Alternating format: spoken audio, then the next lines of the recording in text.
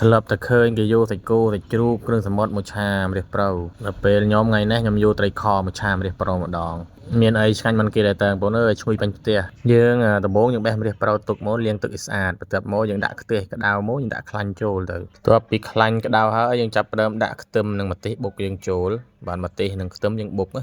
ទបន្ទាប់មកយើងកូរវាឲ្យឈ្ងុយមកតែពីឈ្ងុយហើយយើងចាប់ផ្ដើមដាក់ត្រីខចូលងាយទេបងប្អូនម្ហូបនេះលឿនហើយអស់លុយតិចទៀតចាប់ពីដាក់ត្រីខចូលមកយើងដាក់គ្រឿងទៅអំបិលប៊ីចេងស្ករទឹកត្រី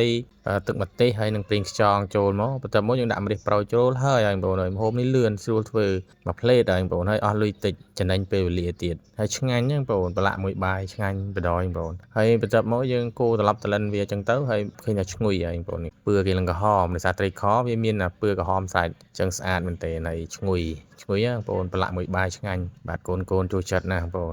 ប្អូនអាចសាកធ្វើបានណាបងប្អូនអានេះខ្ញុំដាក់ត្រីខ2កំប៉ុងបងប្អូនអរគុណបាយបាយ